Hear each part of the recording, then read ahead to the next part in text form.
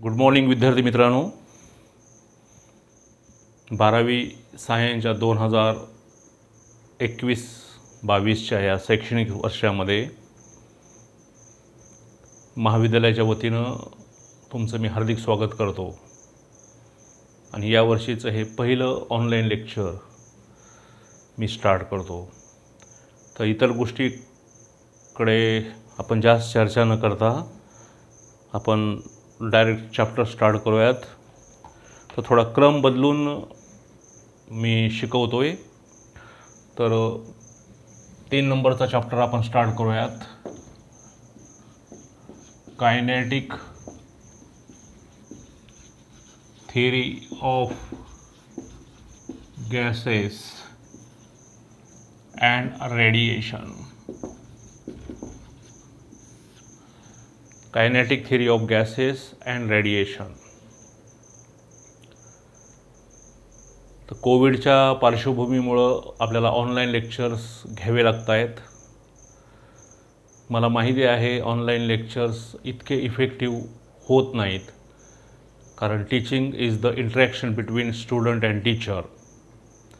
तर ऑनलाईन लेक्चर्समध्ये बहुतेक वेळेस तुमचा आणि शिक्षकाचा प्रत्यक्ष संबंध येत नाही. असो, तर आपण होप अशी करूयात की कोविडची पार्श्वभूमी लवकरच निवाळेल आणि परत पूर्वीसारखे आपले दिवस येतील. तुम्ही आणि आम्ही समोरासमोर असूयात. पण आहे त्या परिस्थितीमध्ये आपल्याला मार्ग काढून पुढे जाण्याशिवाय पर्याय नाही आहे. तर मी मागे पण 11वीला आपल्याला शिकवत असताना अनेक गोष्टी क्लिअर केलेल्या आहेत. कारण विद्यार्थी मित्रांनो, हे माझं पहिलं लेक्चर आहे. तर याच्यामध्ये एक खूणगाठ तुम्ही अवश्य बांधा की your aim is not the 12th science pass. Your aim is to crash the NEET JEE और CET एक्झामिनेशन व्हेरी सक्सेसफुली. आणि ह्या तिन्ही एक्झामचा जर विचार केला तर 11वी आणि 12वी याचा कॉमन अभ्यासक्रम आहे. तर त्यामुळं 11वीच्या अभ्यासक्रमाला आपण अजिबात इग्नोर करू नका. जसा जसा वेळ मिळेल त्या पद्धतीनं 11वीचाही टप्प्याटप्प्यानं अभ्यास त्याचे बेसिक कन्सेप्ट आपण समजून घेत चला. कारण 12वीच्या अनेक चॅप्टरमध्ये बराचसा भाग हा 11वीचा आहे. आणि 11वीचा भाग जर आपल्याला व्यवस्थित समजला तर पुढचे कन्सेप्ट आपले क्लिअर व्हायला मदत होईल.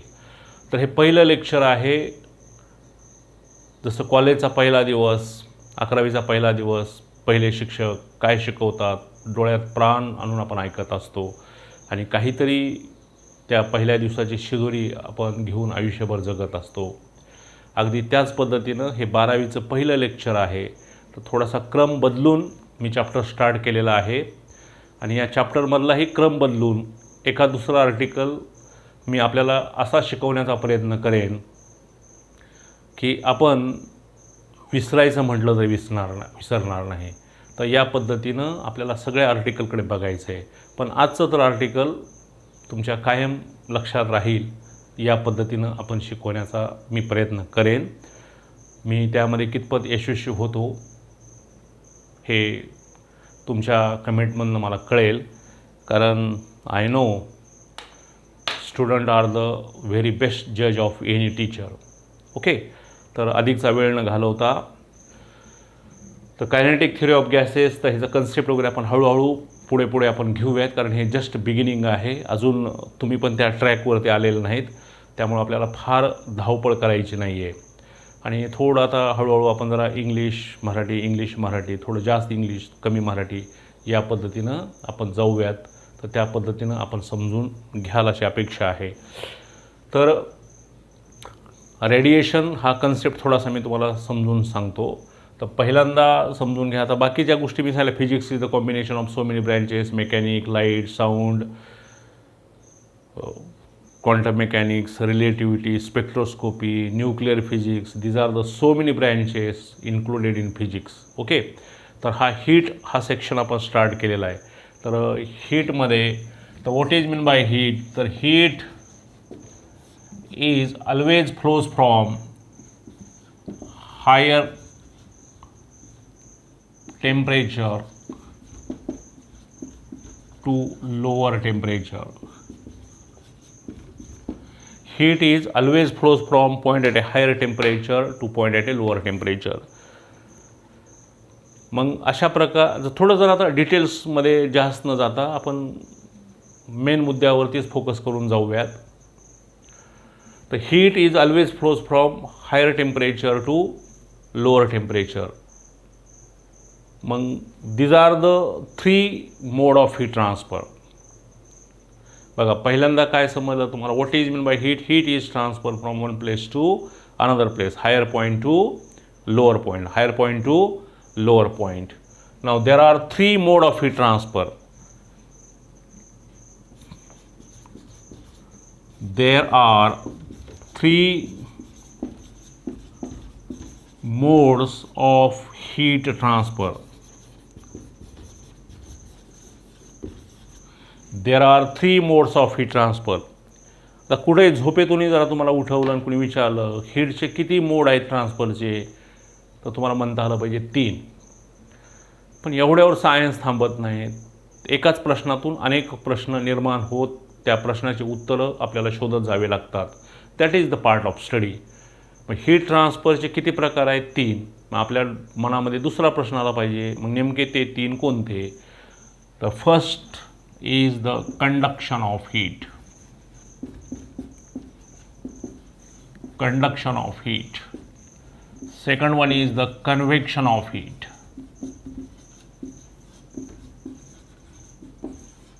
And third one, radiation. Third one, radiation. बघा, heat is flows from higher point to lower point. There are 3 mode of heat transfer: conduction, convection, and radiation. Now our next question is, what is meant by conduction? What is meant by convection? What is meant by radiation? आपल्या प्रश्नातूनच सब प्रश्न निर्माण करायचे, त्याचे उत्तर आपण मिळवत जायचे. विद्यार्थी मित्रांनो, पहिलं लेक्चर असल्यामुळे मी अजून एक गोष्ट आपल्याला स्पष्ट करून इच्छितो की मी शिकवत असताना शक्यतो आपण काही नोट्स लिहून घ्यायचा प्रयत्न करायचा नाही. टोटल आपण लक्ष द्यायचे, सगळं समजून घ्यायचे. सगळं रेकॉर्डेड आहे, आपण हे पॉज करून परत परत बघू शकता. कारण माझ्यासोबत जर आपण लिहून घेण्याचा प्रयत्न केला ब्लॅकबोर्डचं वगैरे, तर आपलं लक्ष विचलित होऊ शकतं आणि आपल्याला तो शिकवलेला भाग हवा तसा समजेल ह्याची गॅरंटी देता येत नाही. त्यामुळे आपण समजून घेण्यावर भर द्या. काही लिहून घेण्याच्या खरंच तुम्ही ह्याच्यामध्ये पडू नका. कारण all material available in market in very very good condition. सगळ्या पद्धतीचं मटेरियल मार्केटमध्ये अवेलेबल आहे. तर 3 प्रकारच्या हीट ट्रान्सफर आहेत: conduction, convection and radiation. Now our next question is, what is meant by conduction, what is meant by convection, what is meant by radiation? The first, conduction.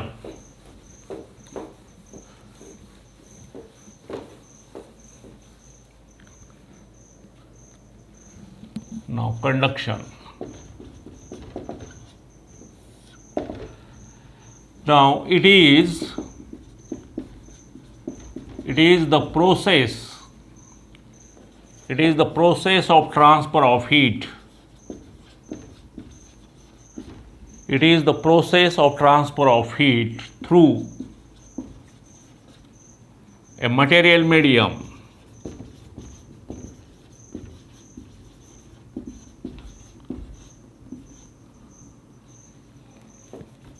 Material medium without. It is the process of transfer of heat through a material medium without actual motion of the particle from higher point to lower point. बघा, तर conduction of हीटसाठी main 2 बाबी कोणत्या आहेत? एक तर material medium पाहिजे आणि त्या मटेरियल मीडियममधनं हीट जी ट्रान्सफर होणार आहे from higher point to lower point, तर याच्यामध्ये पार्टिकल्स जागा सोडणार नाहीत. म्हणजे समजा तुम्ही वर्गामध्ये बसला आहेत, पहिल्या बाकड्यावरच्या एका मुलाला मी चॉकपीसचा एक तुकडा दिला, पीस दिला आणि त्याला म्हणलं तू हा तुकडा शेवटच्या मुलापर्यंत पास कर, तर तो चॉकपीसचा तुकडा त्या मुलानं बाजूच्याला दिला, बाजूच्यानं त्याच्या मागच्याला, त्याच्या मागच्यानं त्याच्या मागच्याला, त्याच्या मागच्यानं त्याच्या मागच्याला. तर अशा पद्धतीनं तो चॉकपीसचा तुकडा पहिल्या बाकड्यापासून शेवटच्या बाकड्यापर्यंत गेला. इथे कुठल्याही विद्यार्थ्यानं आपली जागा सोडलेली नाही, तरी पण तो चॉकपीसचा तुकडा एका विद्यार्थ्यापासून शेवटच्या विद्यार्थ्यापर्यंत, पहिल्या विद्यार्थ्यापासून शेवटच्या विद्यार्थ्यापर्यंत पास झालेला आहे. ओके, तर विद्यार्थ्यांनी जागा सोडलेली नाही तरी पण ट्रान्सफर झाली का नाही, तर त्याला म्हणायचं without actual motion of the particle. आणि विद्यार्थी जर नसते तर तो चॉकपीसचा तुकडा शेवटपर्यंत गेला असता का? नाही. म्हणजे कशाची गरज आहे? मीडियम. एक उदाहरण म्हणून तुम्हाला सांगितलं, तर अशा पद्धतीचं आपल्याला उदाहरण देता येईल. तर कंडक्शन ऑफ हीटमध्ये मटेरियल मीडियमची गरज आहे. कशाची गरज आहे? मटेरियल मीडियमची गरज आहे. नाव for that you may consider a long uniform metal rod, say A and B. Now consider a long uniform metal rod AB. A other end kept is in your hand, as we know that my drawing is very very poor, and other end is kept on the fire. What happens during a short interval of time? During a short interval of time, we feel that the other end becomes hot. As the A end is on the fire, but we feel that after some time of duration, the B end is also hot. It means that heat flows from point A to point B. Now here the point A is the higher temperature and point B is the lower temperature. Now from this simple experiment, you may say that heat is flows from higher point to lower point. But remember that here the particle cannot leave their place. Then how the heat can be transferred from point A to B? Okay, now here as we know that any solid is made up of very very large number of particles or molecules, and the particles or molecules are very close to each other with a very strong intermolecular force of attraction between them. Okay, now the molecule which is very close to the hot end, the molecule which is very close to the hot end, first of all receive the thermal energy. First of all receive the thermal energy. As this molecule receive for the sake of simplicity, you may consider that a single molecule. Now this molecule which is very close to the hot end, first of all receive the thermal energy. As soon as the molecule receive the thermal energy, the expansion of the molecule takes place. As the expansion of the molecule takes place, volume increases. म्हणजे ह्याचं expansion जर झालं ह्या मॉलिक्यूलचं, as the molecule absorb the heat, expansion of the molecule takes place. As we know that any solid expanded when they are heated, and any solid cooled when they are cool, it is contracted. A few examples जर आपण drop केले तर maximum सॉलिडमध्ये असं होतं की सॉलिडला heat दिल्यानंतर त्याचं expansion होतं आणि सॉलिडला जर कूल केलं तर त्याचं कॉन्ट्रॅक्शन होतं, प्रसरण पावणे आणि अंकुंचन पावणे. तर या मॉलिक्यूलनं हीट रिसीव्ह केल्यानंतर ह्याचं एक्सपान्शन होईल, व्हॉल्यूम इन्क्रीज होईल, त्याचं आकारमान वाढेल. त्याचं जर आकारमान वाढलं तर तो काय होईल? शेजारच्या मॉलिक्यूलवरती कोलाइड होईल. As the expansion of the first molecule takes place due to the absorbing the heat, the molecule collide with the neighboring molecule.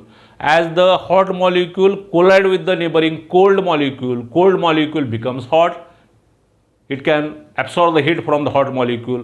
As the cold molecule absorb the heat from the hot molecule, expansion of the second molecule takes place. Again the volume increases, the second molecule collide with the third molecule. In this way the process still continue from point A to B. But here heat is transferred through without actual motion or actual migration of the particle. म्हणजे heat या पद्धतीनं flow होते, म्हणजे particle जागा सोडत नाहीत. Okay, तर अशी जी ट्रान्सफर ऑफ हीट आहे याला म्हणायचं conduction of heat.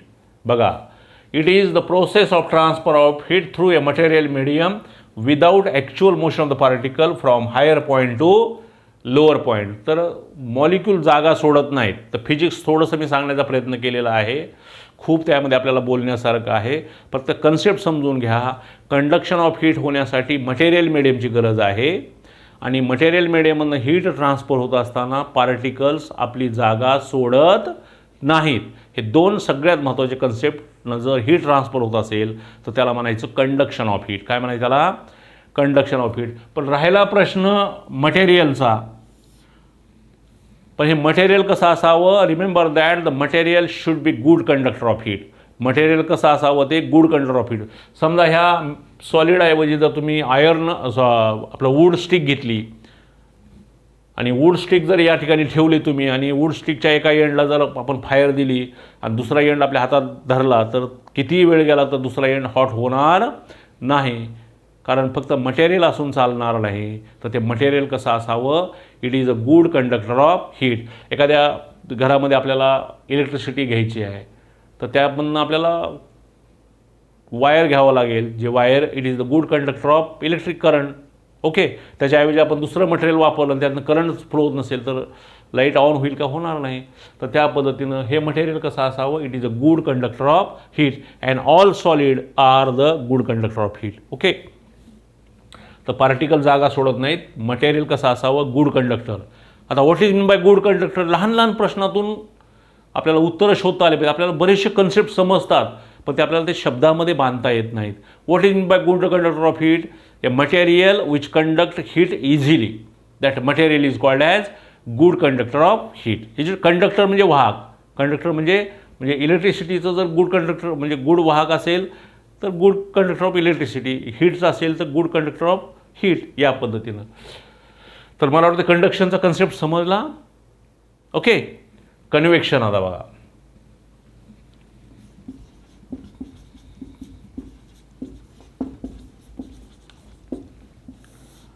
Once again I repeat conduction of heat. कारण मी आज सांगितलं आहे तुम्हाला ह्या 3 कन्सेप्ट तुम्हाला आज कसल्याही पद्धतीत समजून घ्यायचे आहेत. वेळ अभावी जर तिसरा घेता आला नाही तर आपण ते उद्या रिपीट घेऊयात. पण किमान हे 2 तरी आज आपण, माझा तर प्रयास 3 पण घेण्याचा आहे, तरी पण हे 2 तरी तुमच्या लक्षात राहिले पाहिजेत. परत एकदा बघा. Conduction it is the process of transfer of heat through a material medium without actual motion of the particle from point at a higher temperature to point at a lower temperature. This process of transfer of heat is called as conduction of heat. The explanation of conduction of heat is like this. Okay. Now what is meant by convection of heat? Now in convection of heat, a material medium is necessary. But what is the difference between conduction and convection? In convection of heat, heat is transferred from point at a higher temperature to point at a lower temperature with actual motion of the particle or with actual migration of the particle. फक्त हा out शब्द काढायचा आणि convection of हीटची definition तयार झाली.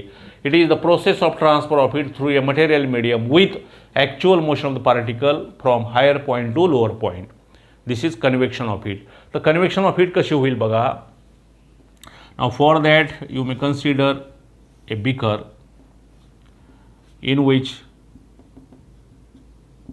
a water is fulfilled up to a certain level and this container is kept on the fire. Now what happens? The same part, the molecules or particles situated very close to the hot end first of all receive the thermal energy. एखाद्या लाईनमध्ये जो सगळ्यात जवळ आहे त्या काउंटरच्या त्याला पहिल्यांदा मिळणार. बफे सिस्टीम आपल्याला माहीत आहे मॅरेजमध्ये वगैरे. तर बफे सिस्टीममध्ये जो त्या टेबलच्या जवळ आहे जेवण त्याला अगोदर मिळणार. शेवटच्याला कोण देणार? कोण देणार नाही. तर ह्या हॉट पॉईंटच्या सगळ्यात जवळ जो मॉलिक्यूल आहे, आता इथे पण आपण काय करूयात for the sake of simplicity you may consider a single molecule. Okay. तर हा जो मॉलिक्यूल आहे आपण हा हे करूयात the molecule which is very close to the hot end. तर जो क्लोज आहे तो हीट काय करणार आहे? ॲब्सॉर्ब करणार आहे. As this molecule absorb the heat, the expansion of the molecule takes place. As the expansion of the molecule takes place, volume of the molecule increases. As volume of the molecule increases, density of the molecule decreases. As density of the molecule decreases, the molecule becomes lighter. If the molecule becomes lighter, the molecule move in upward direction. मला वाटतं डोक्यात काही गेलं नाही. थोडं सावकाश. हे पहा, ह्या मॉलिक्यूलनं हीट रिसीव्ह केल्यावर त्याचं काय होईल, एक्सपान्शन होईल. एक्सपान्शन झाली काय होईल, व्हॉल्यूम इन्क्रीजेस. जर व्हॉल्यूम इन्क्रीज झाली तर डेन्सिटी काय होईल, डिक्रीज होईल. कारण डेन्सिटी बरोबर mass by volume. If this denominator increases automatically density decreases. ज्यावेळी डेन्सिटी डिक्रीज होते त्यावेळेस मॉलिक्यूल काय होतो, हलका होतो, लाईटर होतो. आणि जी हलकी वस्तू असते ती कुठं जाते, वरती जाते. जी जड वस्तू असते कुठे येते, खाली येते. Simple physics. ओके. मग the molecule becomes lighter, it move in upward direction. पण ह्याच्यापेक्षा जो हेवियर मॉलिक्यूल आहे, जो ऑलरेडी अप्पर पोर्शनला आहे, तर तो काय येईल, खाली येईल. आणि heavier molecule move in downward direction. आणि तो परत काय करेल, हीट रिसीव्ह करेल, त्याचं परत एक्सपान्शन होईल, व्हॉल्यूम इन्क्रीज होईल, डेन्सिटी डिक्रीज होईल, मॉलिक्यूल लाईटर बनेल आणि मॉलिक्यूल कुठे जाईल, परत वरती जाईल. In this way the process steel continue. In this way the process steel continue. In this way the whole water is heated, and here also the heat flows from higher point to lower point with a material. समजा याच्यामध्ये पाणीच नसतं आणि गॅसवर पातेलं ठेवलं आहे तर हीट ट्रान्सफर होईल का, पातेलं जळून जाईल. Is it right. तर असे प्रयोग आपण करायचे नाहीत. तर ह्या दोन्हीमध्ये काय बदल आहे, याच्यामध्ये मटेरियलची गरज आहे, याच्यामध्ये पण मटेरियलची गरज आहे. इथं पार्टिकल जागा सोडत नाहीत, इथं पार्टिकल जागा सोडतात. लक्षात आलं का. मग ह्याच्यामध्ये सुद्धा समजा हे पाणी जर काढून टाकलं तुम्ही, हे मटेरियल्स घेतलं तर कन्व्हेक्शन ऑफ हीट होईल का, नाही आहे. मग इथं सुद्धा कन्व्हेक्शन ऑफ हीटसाठी कशाची गरज आहे, मटेरियल मिडियमची गरज आहे. पण मटेरियल कसं असावं, it is a good conductor of heat. Good conductor of heat म्हणजे त्याच्यामध्ये नाही तर एखादी लाकडाची काठी टाकली आणि आपलं पाणी तापवत बसलं तर ती हीट फ्लो होईल का, नाही आहे. ते थोडं समजून घेण्याच्या गोष्टी आहेत.